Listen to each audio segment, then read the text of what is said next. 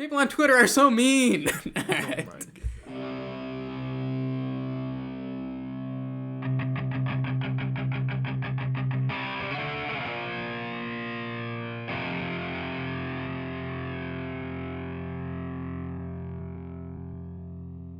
And welcome to Couch Football Playoff Edition with Luke and Ryan. That's it? That's all you give the people? Just Okay, we've got a couple of Week 18 reactions. We've got NFL news. We're going to preview each of the wildcard games, and then we have a new segment called Props Department, betting segment. And we'll get right into the reactions. So most of our reactions were recorded in Couch Reacts on YouTube. That was on Sunday night, so you can check that out if you didn't see it. And then we were recording that during the Steelers-Ravens games. We didn't get to actually react to that, but me, Caleb, and Ryan did end up watching that game all in the same call. We all watched the end of it, and it was a quite climactic way to end the season, to say the least.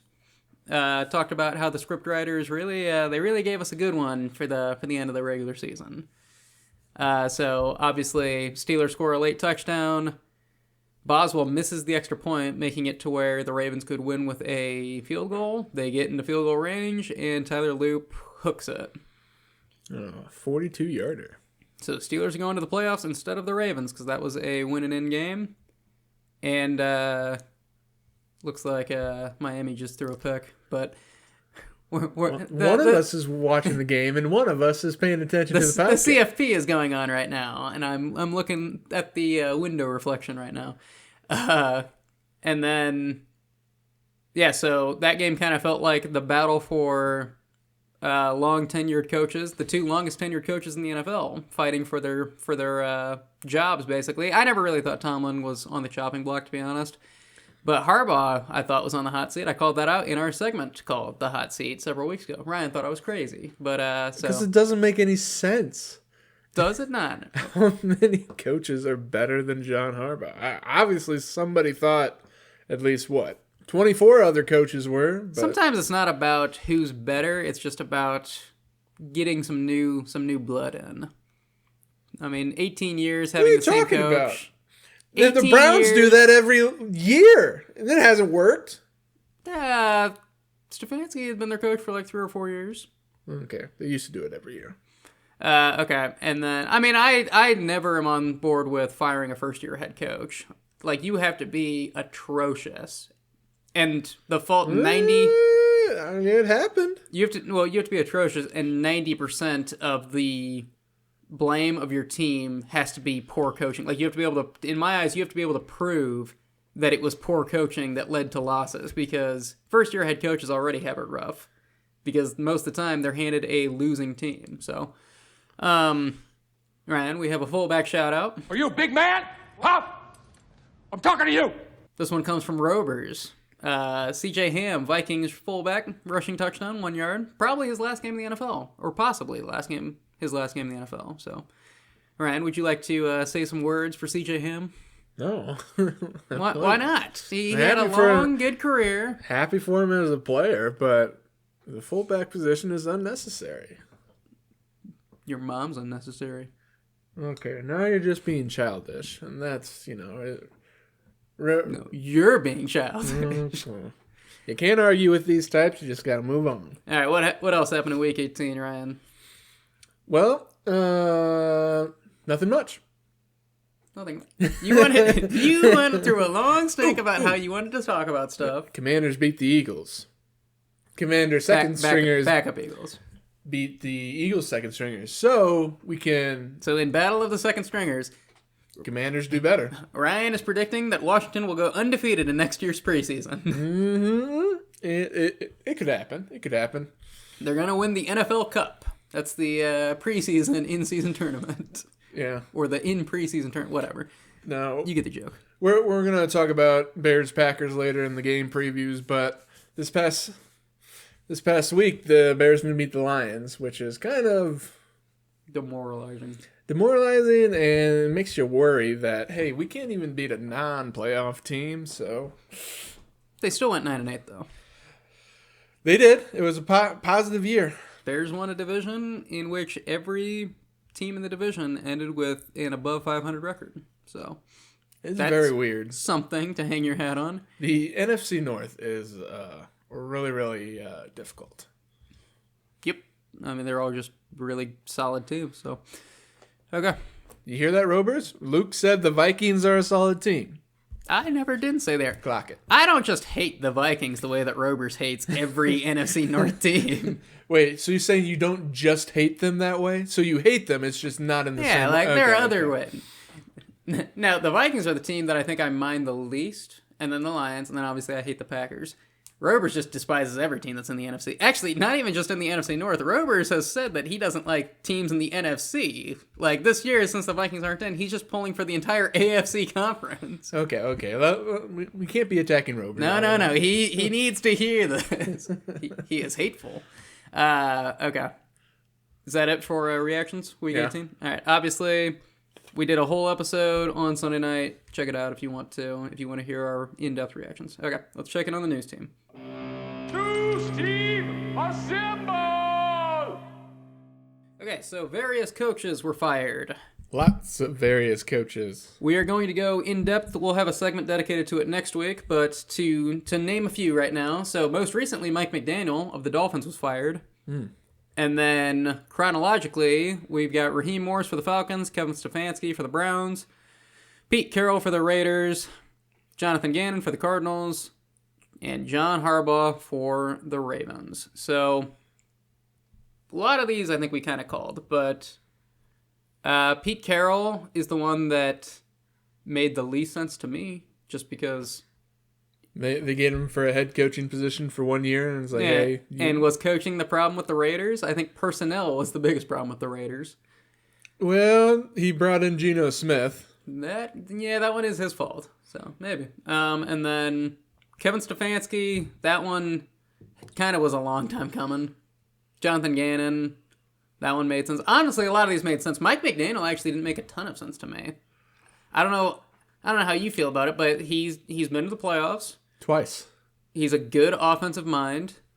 I will say the biggest issue with Mike McDaniel, to me, is that he is not a leader of men. And it's not a problem when you're winning games, but when you're losing games, being able to keep your locker room in check is a quality that you want in a head coach. You think it's an age thing? Maybe when he gets above 50, he'll be able to command the masses. Ben Johnson's under 40. Yeah, but this is Mike McDaniel. It is different. No, Mike McDaniel will always be... He looks like a little kid. Mike McDaniel will always be the stoner high school history teacher. He will always look like that, and he will always talk like that. So I don't think that's what it is. Yeah, McDaniel didn't make sense. He's had 2 winning seasons, 2 losing seasons, and he's had playoff appearances in 2 of those. So he should be able to find a head coaching job somewhere else, which we might speculate next week. Yeah, and then Cowboys fired Ooh, their defensive coordinator. why is that important? I don't know. Ryan, who was their defensive coordinator? So the defensive coordinator used to be the head coach for the Chicago Bears. Oh, Mark Trestman? Yep. Nah, not Trestman. Who are you? I'm talking about Matt Eberflus. Is no longer the defensive coordinator of the Cowboys. He who should not be named. Which makes sense. The Cowboys had what? Maybe not the bottom defense, but, you know. Packers scored 40 on him. You could argue that they had the worst defense. So, I don't know if they were 30th or 32nd, but they were pretty bad. Yep. Okay. That's all. One other that did not make sense was, to me, and we'll get into it next week, but John Harbaugh.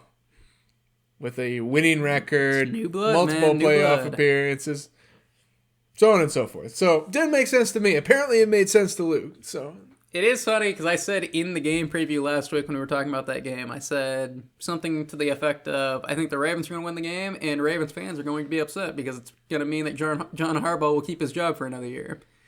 he's only had 3 losing seasons. They haven't been good. Okay.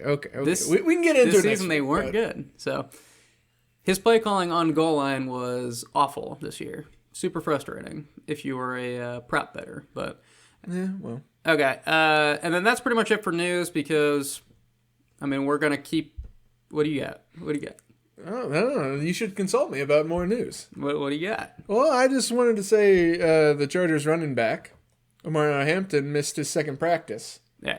Well, so the reason why I'm calling it here for news is because we're only going to be talking about teams in the playoffs now, and since we're previewing every game, like we can get into injuries. Okay, hang on. Strike through this, strike through that. I got two other things. All right. One was Max Crosby meniscus surgery. Yeah, it was successful. I saw that. So he's getting fixed up. And then he's coming to the Bears.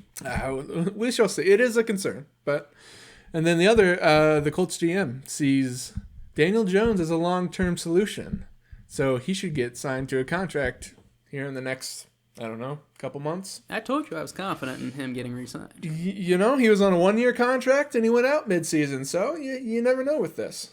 Yeah, I mean he won't be good to go by start of the season next year. I'm guessing he'll miss a couple weeks to start, but okay. That's all I had. All right. Well, let's get into the wild card then. Come on. I mean, nobody wants a wild card, okay? It doesn't make any sense. Okay, so wild card playoff games Wild card. starts on Saturday at 3:30.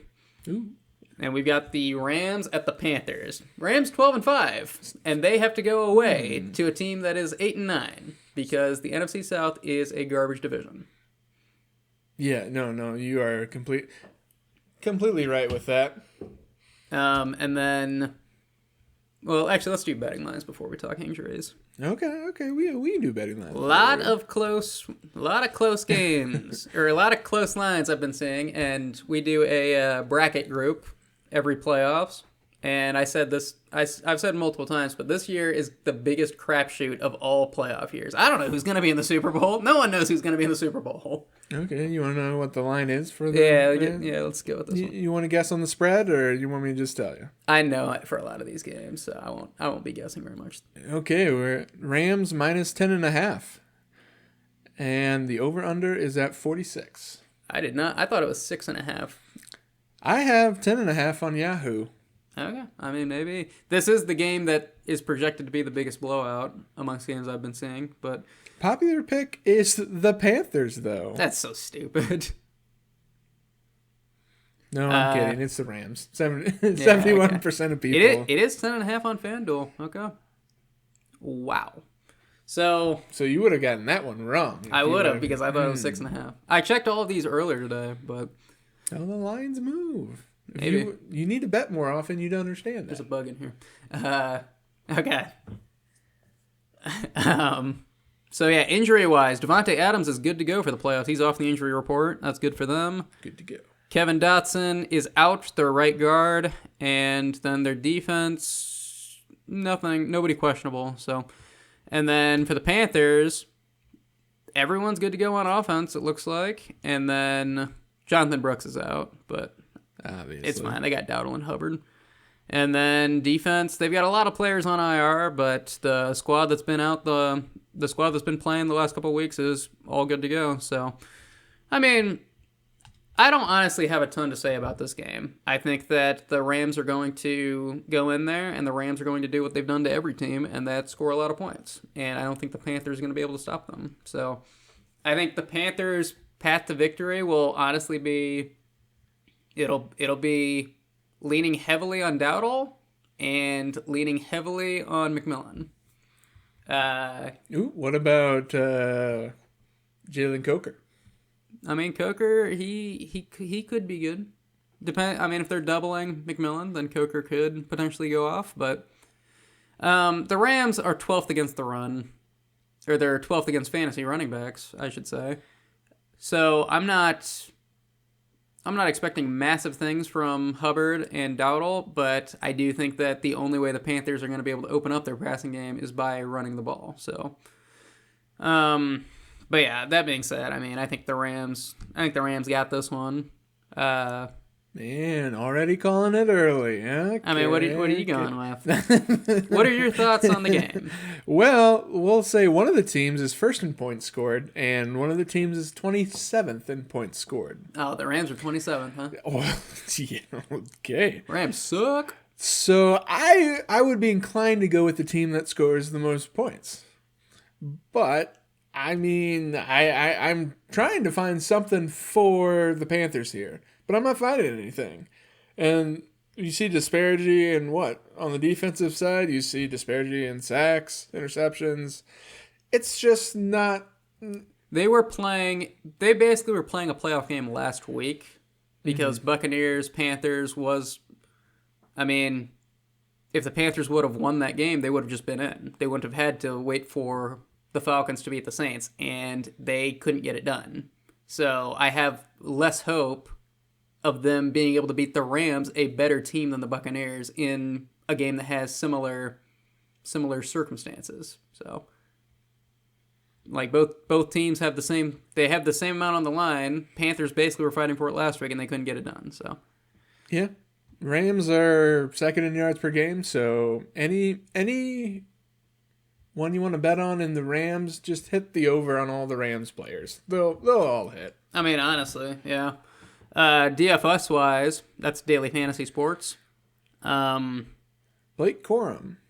Blake Corum, I do like. Blake Corum is 5,400 on DraftKings in most contests. That is $1,000 cheaper than Kyron Williams. That's cheaper than Rico Dowdle, DeAndre Swift, and Josh Jacobs. So he's the fifth running back on there, and he could have a bigger game than Kyron Williams. And Carolina is 24th against running backs, so I do like Corum there. All right, I mean, that's all I got. Picking a winner, I think it's obvious. I'm going with the Rams. Yeah, I'm going with the Rams too. I will say Coker might get some late time attention. He's like Bryce Young's panic button when it goes late in the game. So he might not have a catch till halftime, and then we'll see. If they're down, they'll get him the ball. Yeah. Yep. Okay. Well, let's go to the next game. Ole Miss is at the 2-yard line. You want to focus on the podcast instead of, No. Okay, so Saturday night, 7 p.m., got the Packers at the Bears. Packers obviously finished 9-7-1. Bears went 11-6. Couldn't get it done the last 2 weeks. And first off, I just want to gripe a little bit. It is a travesty that this game is going to be exclusive on Prime Video. Travis who? Travesty. Gotcha. He's a rapper, I believe. But no, the fact that this game is exclusive on Prime Video is ridiculous. It drives me crazy because this is probably, I mean, we're Bears fans here, so it's hard to it's hard to guess what the general public is thinking, but I would say this is probably the most anticipated game this weekend. The Bears. For like typical NFL fans, because the last 2 times these teams have played, it came down to the final play of the game. So it's more than likely going to be a shootout. It's more than likely going to be entertaining. So I don't know what Jeff Bezos bribed Roger Goodell with to get this game to be the exclusive one on Prime, but I'd like to get some of that hush money. Do we even need to watch it, though? We already know who's going to win. The Packers. They're selling tickets for Packers-Niners. That's right. That was a conspiracy theory, I guess, that went out yesterday because people saw that the 49ers are selling tickets for an NFC Championship game against the Packers. People don't realize that the suspicious. Niners being the 6th seed, the only team that they can play in an NFC Championship game would be the Packers. That's the only team that they could play host to. So that's why that existed. But it was funny that there are some people that are actually taking that and running. So, okay, this game, the line. Do you actually know this line? I know the line is 1.5 for the Packers. But I do want to say on Robinhood, it's changed now, but on Robinhood when it opened up, it was 2.5 in favor of the Bears. So naturally, yours truly, being the bitter Bears fan I am, wagered heavily on the Packers to win the game. So, just saying. Oh my good. I'm hedging my bets, but You're a Bears fan, right? I am a Bears fan. Okay, but you bet on the Packers to win? I'm a self-loathing Okay. Bears fan, though. Okay. All right, what's the over-under? Over-under, 44.5. But Yahoo has it -1 towards Green Bay, so maybe the line's shifting back towards the Bears. Yeah. Well, we'll see. I mean, no real notable injuries with people out, right? I mean, Not really. Malik Willis is questionable. Dontavian Wicks is questionable, but I think they're expecting him to go. Desmond Ridder has been brought on to be their third string QB. I guess, this last week against the Vikings, playing their third string didn't go too well, so they decided to bring in Desmond Ridder, former QB of the Falcons. Jeez. Zach Tom is questionable, their right tackle. This is all Packers, by the way. And then Javon Bullard is questionable. But we've got, for the most part, it's a pretty healthy squad. Obviously, Jordan Love, it'll be his first game back since the first half of the second Bears game they played this season. This will be third time these teams play in 6 weeks. And then on the Bears side, they've got some good news. Rome Odunze is off the injury report. He'll be making his debut for the first time since, I want to say, week 9 or so. Let's go. Week 10, maybe. All roads lead to Rome. And then C.J. Gardner-Johnson is out with a concussion. He suffered a concussion late in the Lions game, but Kyler Gordon, the corner who was out for a long stretch of time and then was off the injury report and then got injured in pregame warmups and went right back to IR. He has been practicing this week, and it's looking like he's probably going to get to go, which is good because the Bears need help on defense.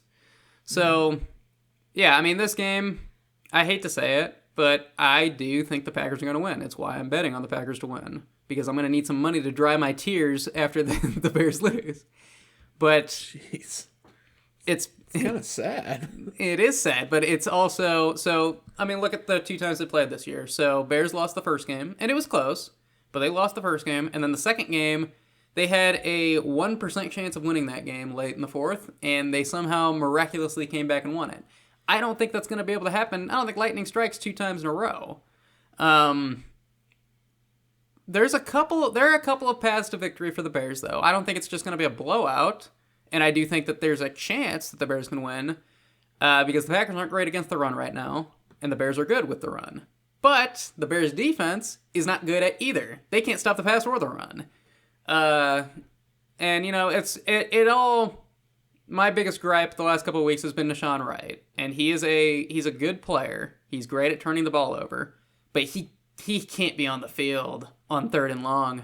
He is a gigantic liability on 3rd and long, and it's not just him. It's Dennis Allen, who I actually do think is a good DC. I don't hate him the way that some fans hate him, but he's got to stop dialing up these blitzes on 3rd and long and sticking in man coverage, because you got so you can't get pressure on the QB, and you can't cover. You can't cover in man coverage, especially when you're not getting pressure on the QB. So, yeah, if Dennis Allen is in order for the Bears to win, Dennis Allen is going to have to call his best game of the season, and it's going to be less man coverage, and it's going to be less blitzing on 3rd down. You're not going to get there anyways, so just don't do it. Yeah, you have a point there. Yeah, Jordan Love is in the bottom half of starting QBs. If you're looking at times hurried, so you put a little more pressure on him, his numbers might drop. It might drop, but the Bears can't get there. Bears, Bears sacked him 1 time last time they played, and it was him getting concussed. Bears are 22nd in sacks, which is surprising to me. I thought they'd be close to last, but they're not the worst. I think go with the blitz heavy strategy. What you got? You got debatably the best offense in the NFC North. I just don't like it. Just lean on that to keep you in the game. Yeah, but I don't like it because the 2 times they played the Packers, they tried it. They tried blitzing and dropping into man coverage, and Jordan Love killed them on that over and over again. Because the issue is, if you're going to blitz and you're going to stick in man coverage, whoever Deshaun Wright is on is going to get open, and he's going to end up getting the ball. If it's Jaden Reed, we already know Jaden Reed is going to be running a slant, and he's going to get wide open across the middle. If it's Christian Watson or Dontavian Wicks, they're just going to cut straight up the field, and they're going to get wide open on a deep route. So there's no path to the Bears' victory here? This is what I'm There is a path to the Bears. The Bears need to blitz. The Bears can't blitz, but they need to do this. They can't. No, do that. I didn't say that they should blitz. I said don't blitz. Oh, because I said you gotcha. can't get there anyways. Miami just scored. Misheard that. Apologies. But no, don't blitz. Dennis Allen is going to have to call his best game, and that consists of not blitzing, in my eyes, because you're not going to get home if you blitz, and you're not going to get home if you don't blitz. So just drop people into coverage. Inside linebackers, they need to play better covering the middle of the field also. It's insane how often the Bears are getting gashed on slants and other crossing routes. So, yeah. On the flip side, should the Packers blitz? I'm sure they will. Caleb Williams is the most hurried quarterback in the NFL. You want to know by how much? This is... I know he's taken... Football Reference here. I know he's taken half the sacks as last year, but... So he's been hurried 94 times. The next person, Cam Ward, 67. So he is the most...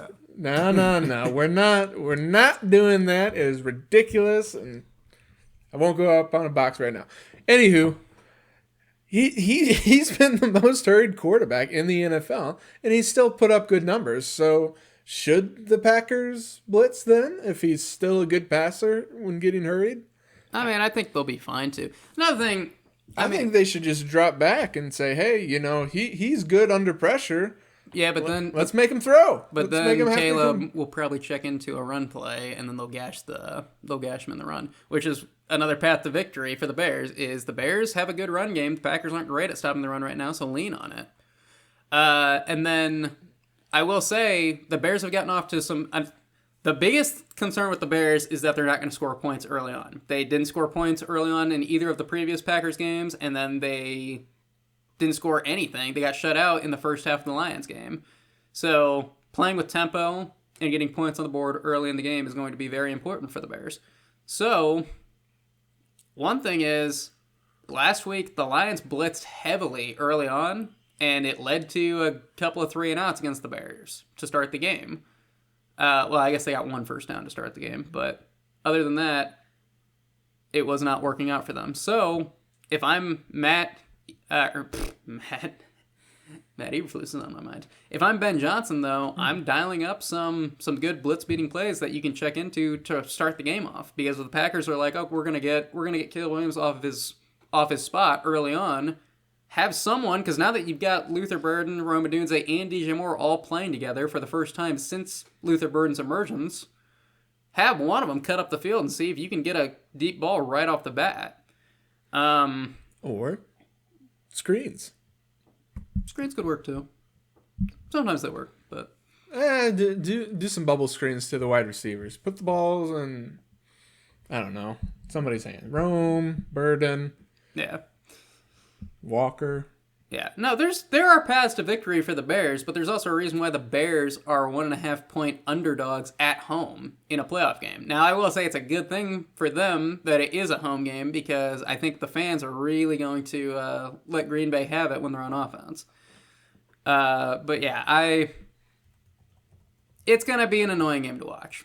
I don't even want to watch it, to be honest, because but I already you're going know, to watch it. I'm definitely going to watch it, but I already know it's going to be heart attacks all over the place. I know there is no way. I'll stand on this right now. There is no way that the Bears just dominate this game. There's no way they win this game 31-14 or something like that. If the Bears win, they're going to win by 2 points.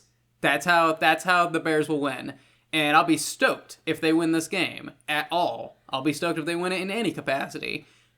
But it's also going to be very hard to watch, because I'm going to get furious while I'm watching it, and I'll probably it'll be heart attack time for sure. So, yeah. Anything else here? Tickets are pretty cheap if you want to go to this game. $357. Which, how many other digits are you gonna add? Bears Packers. If they're under $350, that's cheap. Where are the seats for $357? I didn't see anything that cheap. You're gonna need oxygen if you sit in these seats. Okay. So yeah, it was hilarious. Upper Bowl. The resale market is crazy for these tickets, but I saw somebody post. They post a section of Soldier Field, and it's all the pink, it's all the resale tickets, and the Packers fan who will remain nameless because I don't even know who they were. But they posted and they were like, sorry, Bears can't even fill the stadium for a home playoff game. Someone was like, I know you're not great at critical thinking, but what do you think the pink means? All those tickets were on resale for like $3,000 a piece.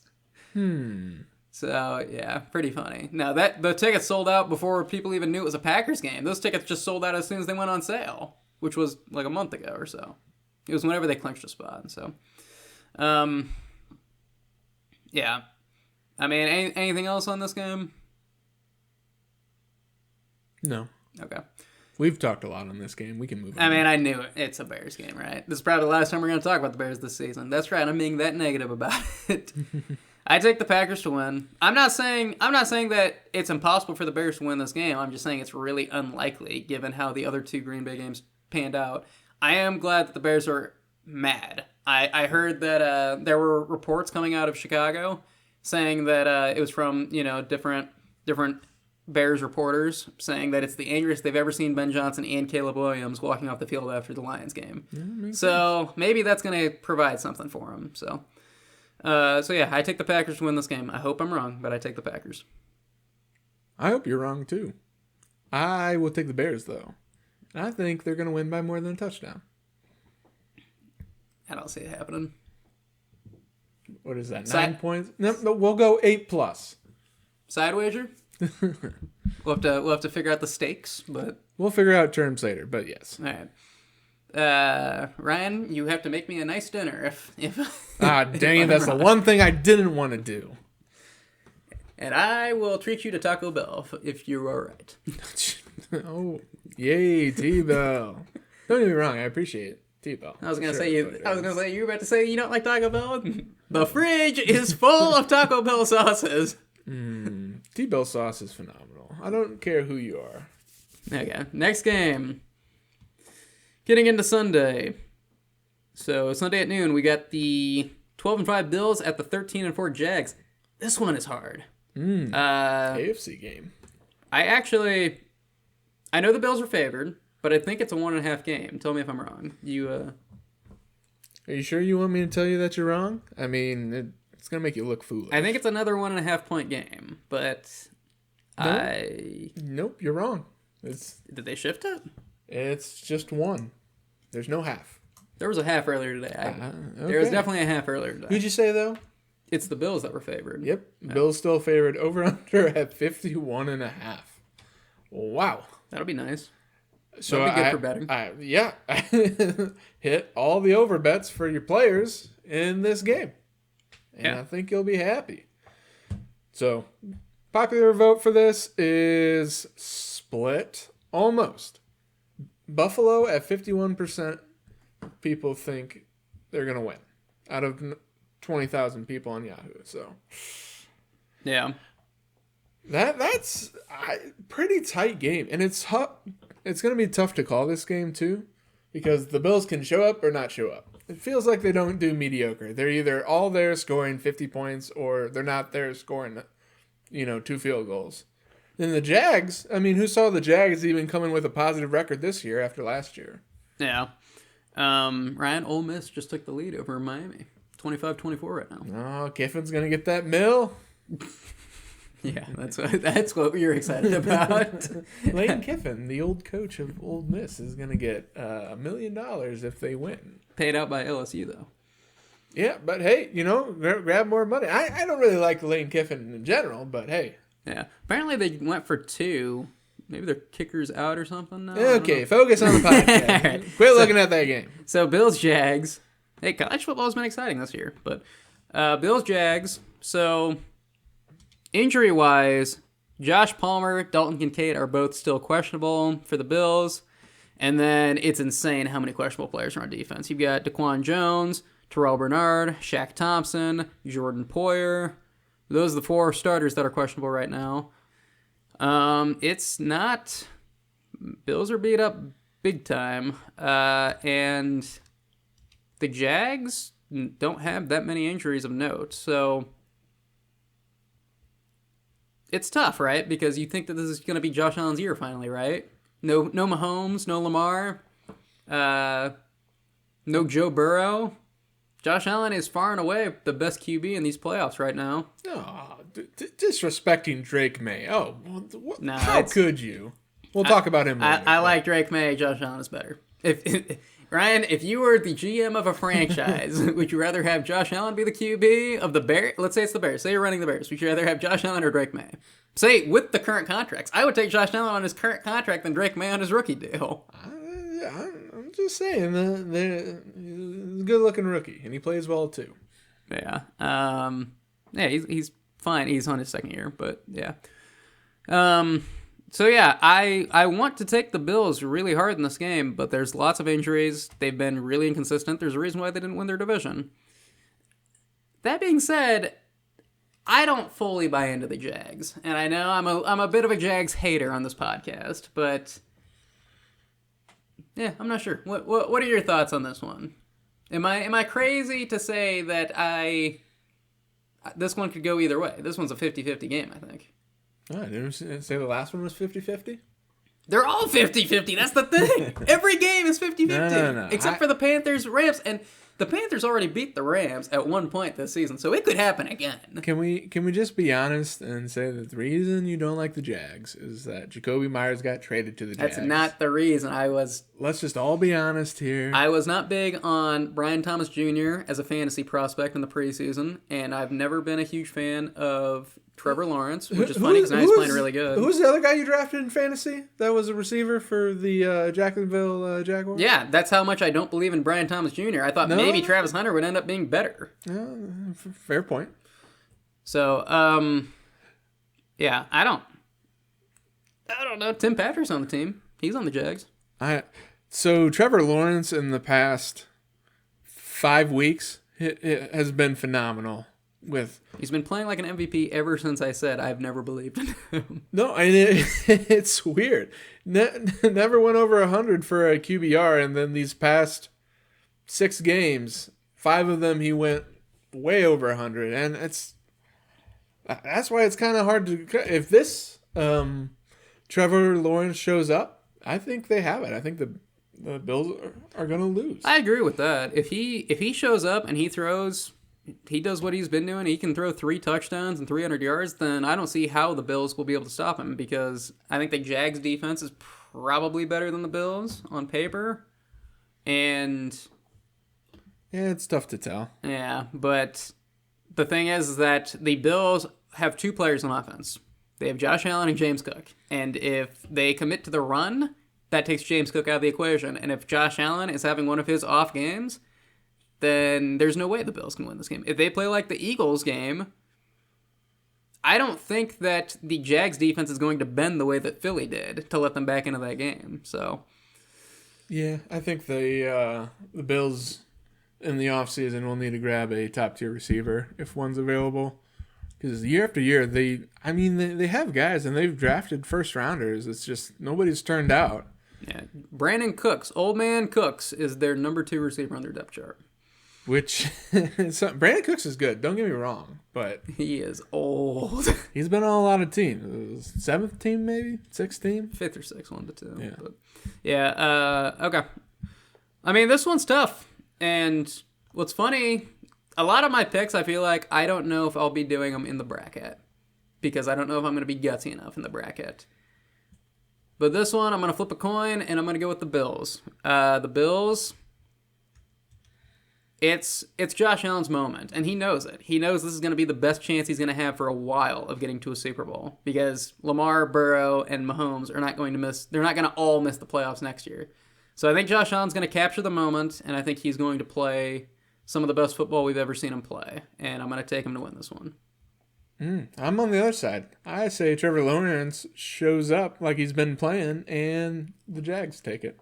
I mean, you could be right. You could easily be right. He's thrown more passing yards than Allen. Yeah. More touchdowns, more interceptions, too. Give him that. But yeah, no, I mean, like I said, it's a 50-50 one. Let's talk about one that is also 50-50. We got the 12-5 49ers at the 11-6 Eagles. This is the 3:30 game on Sunday.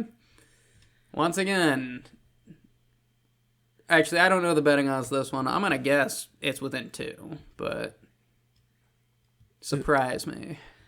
Do you want me to surprise Make you? make me bewildered. The betting odds are -5 towards. -5 Yep. towards the Eagles.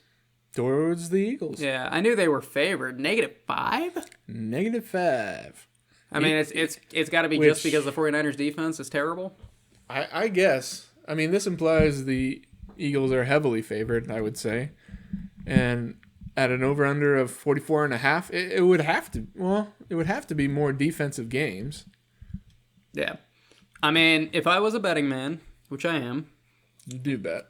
that's why I say which I am, but I'm looking, I didn't even know that. I'm going to look to place a wager on the Niners now because I think they could win this game. I think they could easily win this game. The Eagles, Caleb thinks that the Eagles are going to be a sleeper team in the playoffs. I don't know if he's right about that. I don't know what I've seen with the Eagles over the last couple of weeks that makes me think that they're just gonna stomp the 49ers. It's a home game for them. I don't think that's gonna make that huge a difference though. Ricky Pearsall, George Kittle, and Trent Williams are all questionable. George Kittle is expected to play. I don't know about the other two. Dallas Goedert's questionable for the Eagles, and then Jalen Carter's questionable on defense. So couple of more major injuries for these guys. I think Dallas Goedert is expected to play, but he took last week off, so I will say so did the whole offense. But there's some notable guys on there, but overall they don't have a lot of injuries. yeah, I mean it's not 6 or 7 per team. No. you're baiting me into it. But, The master.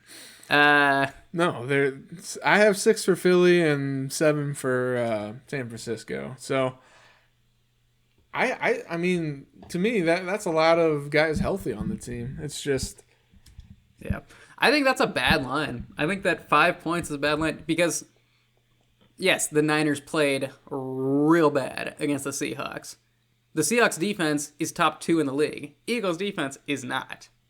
They're not a bad defense, but they can be torched. top 10 in the league. They're top 10, Okay. but they can be torched. We've seen them get torched. I don't know. I'm taking I'll just take my pick right now. I'm taking the Eagles to win this game. I don't think that 5 points is a great spread. I think they could easily win by a touchdown, but that's a different thing. Spreads are always kind of a weird number. But I'm taking the Eagles to win this game, but I'm not going to be shocked at all if the 49ers win. Are you in the same boat? No, I'm taking the 49ers to win. You are just going against me on every single one of these. Well, this one is a little me personally because I had A.J. Brown in fantasy, and I'm a little spiteful for this occasion. Hates A.J. Brown. You wanted him to do well, and he didn't until after it didn't matter. And, it's just a little upsetting. I mean, that being said... However, the 49ers are 8th in yards per game, while the Eagles are 24th. So, just give the ball to McCaffrey. All day, every day. Actually, his line coming up later is pretty low, so... Yeah, A.J. Brown is the number 1 receiver on DFS for Sunday. 6,900 is what he's going for on DraftKings. That's of a $50,000 budget. But I have no idea why you would take him. Why wouldn't you grab like a Purcell or a Juwan Jennings, even Devonta Smith if he's cheaper? Because the 49ers are 20th against opposing receivers. And also, now...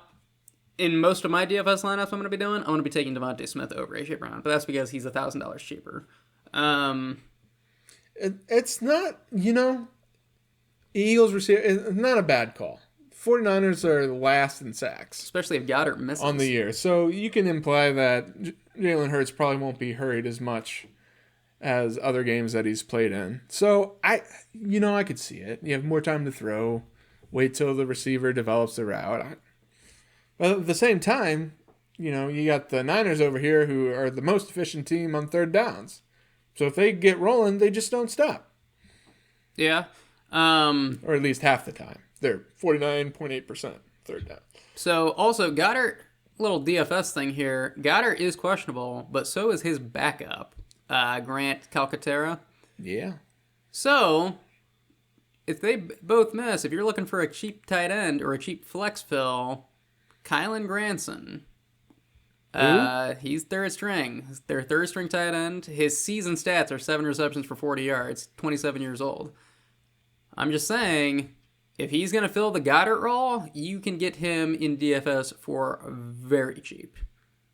And who knows, he could catch a touchdown, and he could be the difference between you making, $1 to $500. Because I'm guessing not a lot of people are going to have him in his lineup if both of those guys miss. But yep, I'm still taking the Niners over the Eagles for previous reasons. But, I just think the Eagles have a decent defense. Good against the run. We see that in McCaffrey's prop bets, which we'll get to later.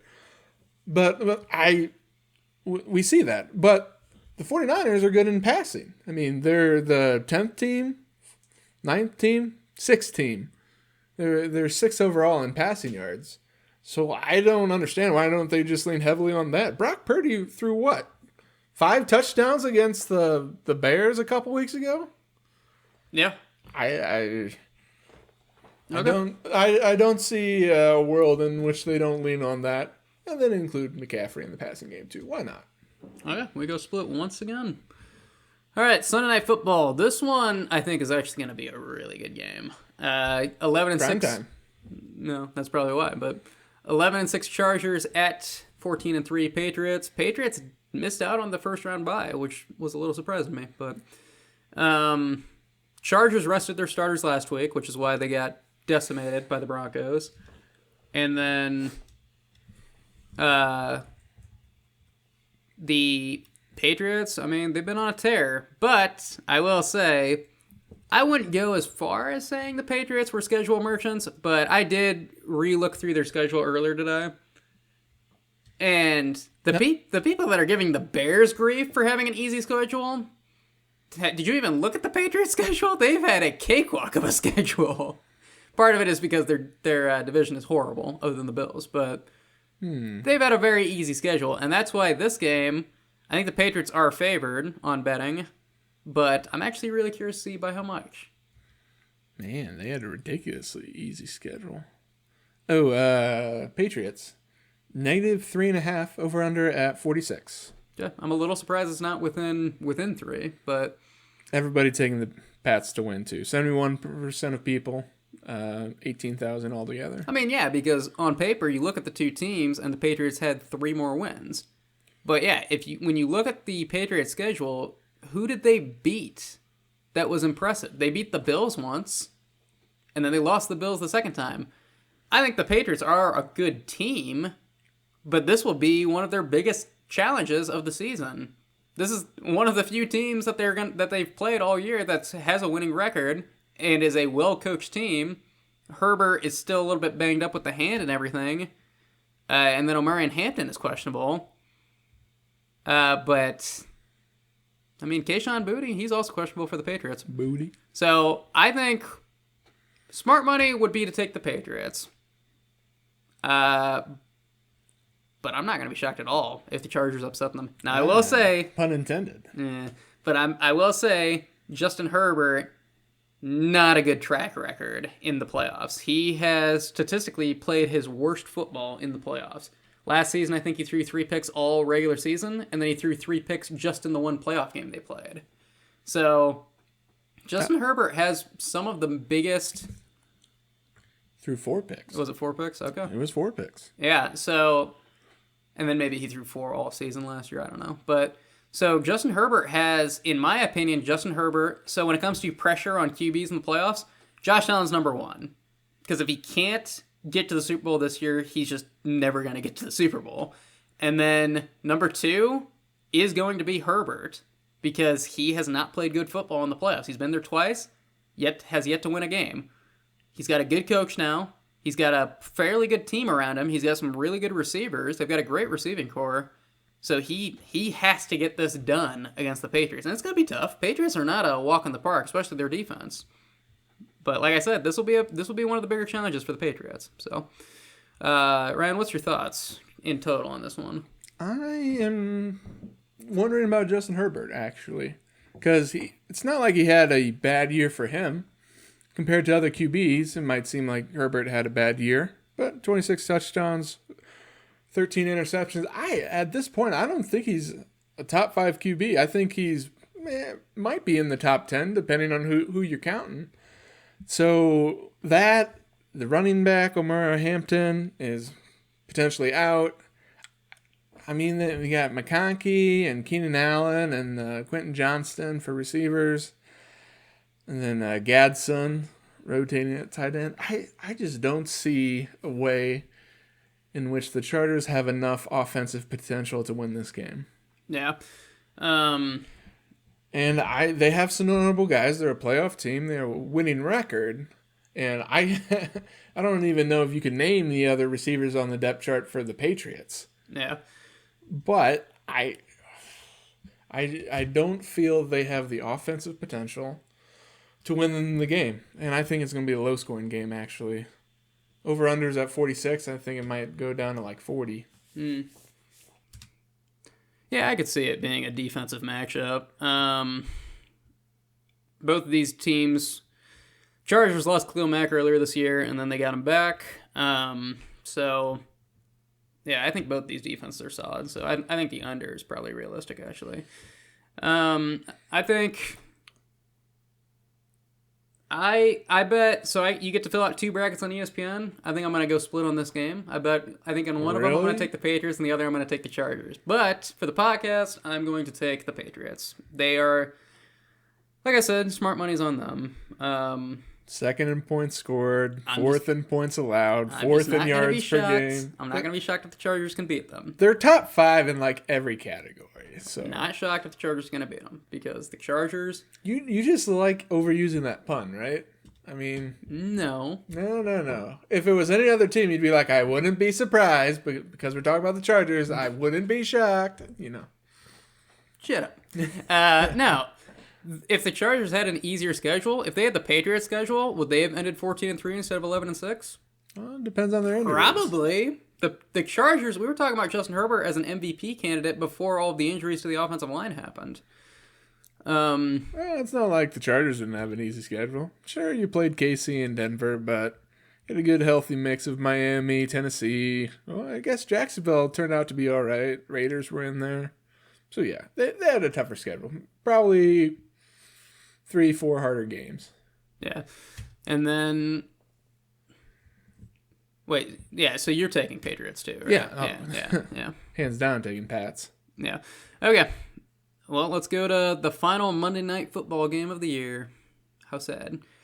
Probably going to be the worst game. Probably, yeah. This is Texans at Steelers. 12-5 Texans. Steelers won their division, so they're playing host, even though they finished with 10-7, which isn't even the worst record in the playoffs because of the old Panthers being here. But Panthers are here with a losing record. Can you believe that? it happened. It's happened multiple times with teams from the NFC South. The Buccaneers went 8-9 and made the playoffs a couple years ago. Did they win their next playoff game? They did not. Oh. They lost to the Cowboys. This one is another one where I don't think I remembered the line. I know the Texans are favorite though, but -3 towards the Texans. -3. Over under. Okay.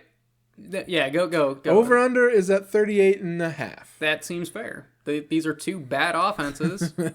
I mean, Texans are better than the You're not going to Steelers. sugarcoat it at all. It's just they're just bad. They're bad offenses. The Texans are better than the Steelers offensively and defensively, but offensively. But the Texans don't have a run game. Like their offense consists of C.J. Stroud throwing to Nico Collins and sometimes Dalton Schultz and sometimes Jaden Higgins. That's their offense. They're not going to run for anything. Yeah, but they can't run. It's not like the Steelers are going to run either. They're at least statistics for their top running back are very comparable to the Texans' top running back. So I don't know if either team's going to run the ball. That being said, I don't know if either team's going to throw the ball. I think it's going to be a kicker battle. Yeah. Jalen Warren's questionable in this one. DK Metcalf's finally back from suspension. They went 0-2 without him. Titus Howard is questionable on the offensive line. Trent Brown is questionable on the offensive line for the Texans. And then Sheldon Rankins, Derek Stingley, and Kamari Laster. So a couple questionable players on the Texans defense. Texans defense is what's been dominating for them and winning them games lately. So they're second in points allowed, so they're pretty good. yeah, they're number one. They're the best defense, and the Seahawks are number two. But both defenses are insane, and I won't be shocked at all. You use the same analogy, but for a different team. I'll be a little surprised if... Yeah, I should rephrase it. I'll be a little bit surprised, but what I'm saying is, if it ends up being Texans, Seahawks in the Super Bowl, it will be a testament to defense still being an important part of football, because those are the two best defenses in the playoffs right now, and look at what they can do. Look at the Seahawks playing the Niners last week. They held the Niners, who have been scoring 5 touchdowns a game at least for the last couple of weeks, to 3 points. That doesn't just happen. And the Texans defense also has been dominating. So, Texans Seahawks, I'm just saying, if it happens, you heard it here first. Who did they now? You know what's weird? On Yahoo, it has 8,000 people picking a winner, and 57% of people pick the Texans. So 43% of people think... 43% of people are delusional. And that's probably a real statistic. I bet you can look that up. See if there's 43% of people that are delusional. Just in general. What's it say? 44. So close. Are you kidding? I was so close. And then Aaron Rodgers could be his last NFL game. You don't think he... I think he will be back next year, but it could be his last year. I mean, it could be his last shot at another ring. So you don't think he... That much is also true. Squeaks one out here? Not against that defense. Aaron Rodgers hasn't been good against bad defenses this year. He's only thrown 7 interceptions. Whoop-de-frickin-do. How many points have they been putting up? 24 touchdowns. They are rather low in points scored. 15th. But the Texans are only 13th. So it doesn't matter. This is a game. This game comes down to the better of the two defenses, and it is the Texans. The Steelers aren't slouches on defense, but they're not the Texans. Texans defense is insane right now.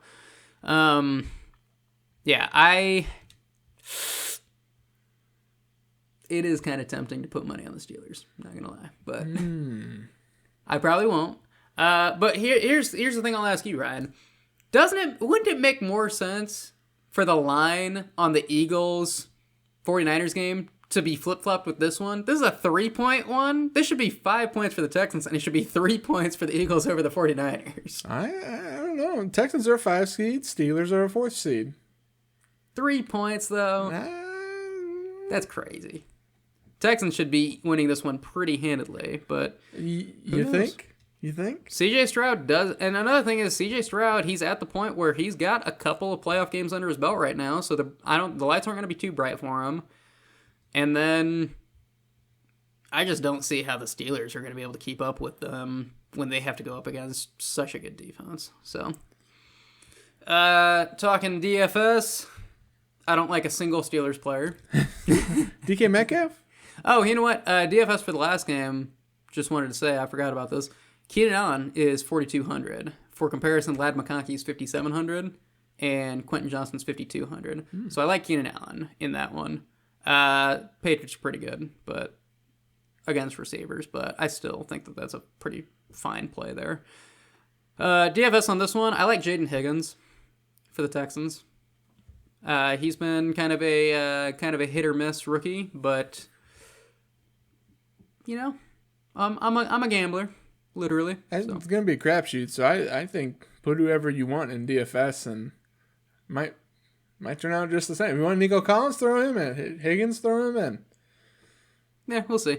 Jaden Higgins it's only available in showdown formats. That's for a single game. Mm-hmm. But he's 7,200, so kind of high. But Steelers are 28th against receivers, so he could have a good game. So yeah, I haven't been sugarcoating it at all. I'm taking the Texans to win this game. Dare I go the other way? You wouldn't dare. Dare I pick the seasoned quarterback play of Aaron Rodgers? Seasoned or elderly? I Seasoned is both- Josh Allen. both can Elderly be true. is Aaron Rodgers. Both can be true. He's thrown the ball more than C.J. Stroud has this year, and he's been better at it too. And if we're saying if we're saying that the run game for each team is lackluster and it's going to come down to receivers, I take Nico Collins over DK Metcalf. would you take C.J. Stroud over Aaron Rodgers? If you're looking at the stats, you wouldn't. But I would, though. Yeah, you would. Well, he's black, so you gotta take him. But you know, try to cut that. I won't. We all know why you want to take him over Aaron Rodgers. Because all know he's this. better?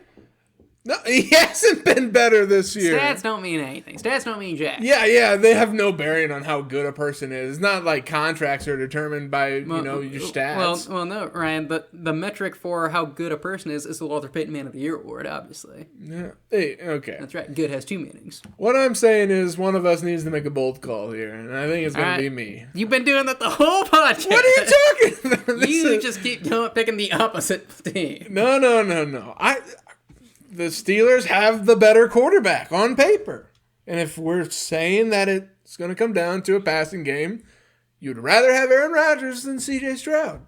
You know the Steelers are they're a botched field goal away from not even being in this game. And I'll probably be making the same argument to for the Ravens. To a bad Ravens team. So yeah, I'm gonna go out on a limb. I'm gonna take the Steelers. All right. What was the other gentleman's agreement bet that we did? Nah, who can remember? That was hours ago. It was Packers Bears. It was Packers winning, or no, it was Bears winning by more than 4 points or whatever. Eight. I said a touchdown. Was it 8? I said a touchdown. All right, you're gonna be buying me No. dinners. No. We're doing 4. I mean, you know. I said they. Well, when I'm editing this, I can go back and listen to it, and then I will write it down. No. We can do 4. You're gonna be making Bears me dinner. winning because you thought it wouldn't be like that. So yeah, we can do 4. We can do 4. Now, whatever was said originally. I mean, I said 8. You said what, like 3, if any? So we need in the middle. 5, so 5 would be the middle. 5.5. I'm gonna need every point. All right, so you're saying over 5.5. All right, I'm glad we got this squared away. Okay, let's go and have ourselves a discussion with the props department. All right, so here we are. We are the props department. Completely different people than the people that were just talking. Ooh, let me get another hat I can put on. So the props department. This is a betting. This is a prop betting segment that we're gonna do throughout the playoffs. What are prop bets? Maybe just explain it. Okay, prop bets. Explaining it to Robers because he doesn't bet typically. So. Well, there's 2 people that listen to the podcast, so yes. All right, so prop bets are player stat lines that you're betting on. So the sports books and pick 'em apps, they give you a line, and then we're basically just going through and we're going to be giving our personal picks for bets that we like. We like the line. We like where things are at. So I'll go with my first one. This is during the Saturday night game. This is during the Bears-Packers. I'm going with Christian Watson for over 51.5 receiving yards. So Christian Watson, he has gotten 51.5 receiving yards in most of his games. He got it against the Ravens, the last game that he played, and then he didn't get it the 2 games before that. So he didn't get it against the Bears in that weird game, and he didn't get it against the Broncos when he got injured. But before that, he's been pretty good at getting 51.5 yards. Not to mention, the Bears are very bad against receivers. So that is my first pick. I got 2. That's my first of 2. So I'm noticing, looking at the people that I picked for prop bets, how much they don't align with my actual picks for our game previews, and that worries me a little bit, You ever get that sense? Ryan has Jordan Love for 5 touchdown passes. No, and the Bears are still going to win by 5.5. Yeah. Well, maybe. No, the first one I have is Trevor Lawrence. So QB for the Jacksonville Jaguars, of course. His passing line is at 235.5. And I'm gonna take the over on that. He's had only 8 of the 17 games go under that.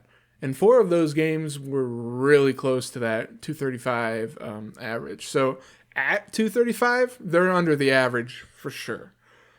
And I think that you might be able to make some money with the new Trevor Lawrence, who's going to show up to the game and throw for 350 yards. Okay. We'll see.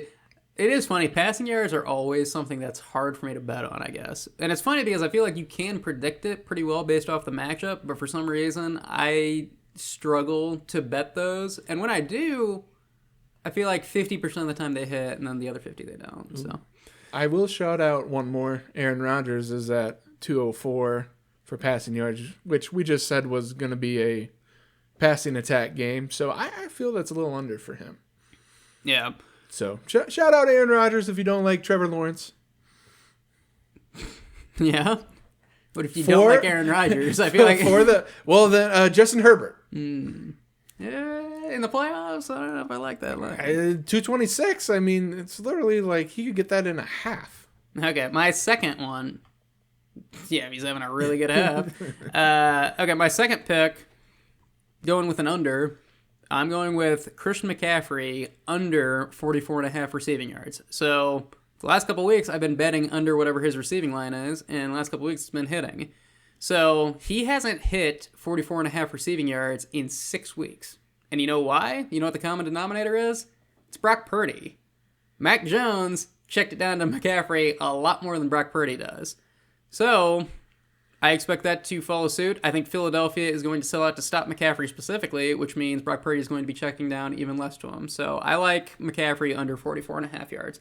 I still think he'll be effective, despite the fact that he had a terrible game last week against the Seahawks.